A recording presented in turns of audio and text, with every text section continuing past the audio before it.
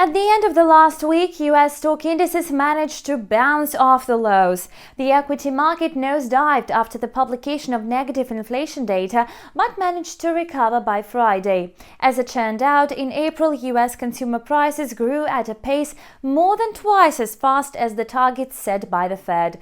Investors fear that the central bank may hike the interest rate in the near future.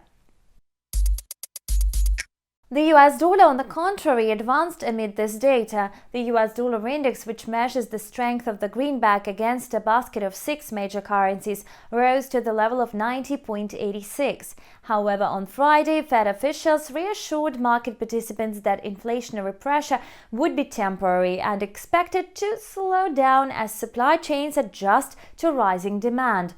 Market sentiment was also deteriorated by disappointing retail sales reports, which helped ease concerns about inflation growth. So the US dollar index resumed the downward movement, ending the week not far from the opening levels of the last Monday. The euro-dollar pair also returned to the opening levels of the week. It moved above the level of 1.2100 with a likelihood to touch the 2-month high of 1.2180. Apart from the weakening US dollar, the euro is gaining momentum amid rising optimism about the European economic recovery. Lockdown measures are being eased and the vaccination campaign has finally brought results.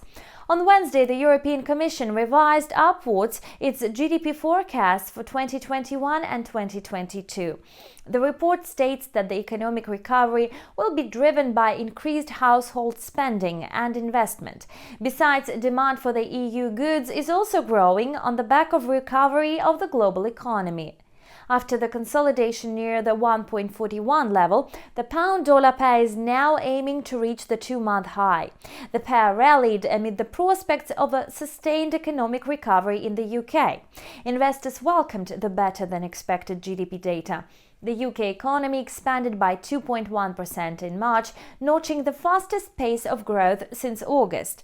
In addition, the pair gained ground after the news about the easing of lockdown measures in the country. Schools have reopened in England and Wales. British Prime Minister Boris Johnson has outlined phase 3 in his government's plan to bring the country out of the coronavirus lockdown.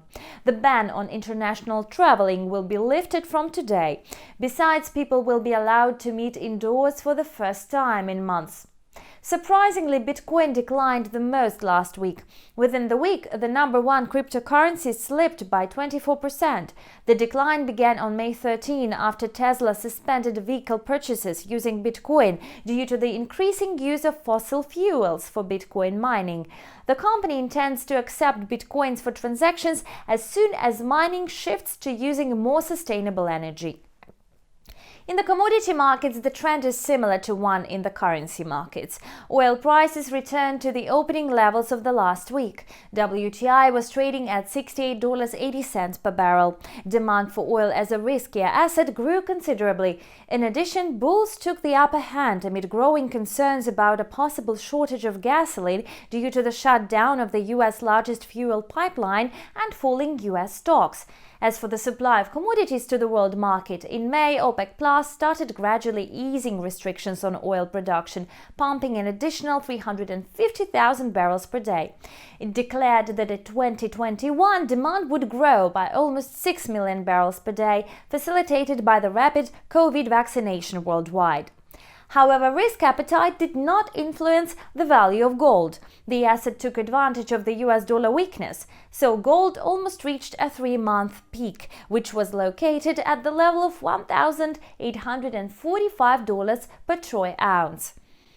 You've watched the combined review of currency and commodity markets on Insta TV with me, Anna Kasatkina. Subscribe to our YouTube channel to keep track of all the latest events on financial markets. And see you back soon.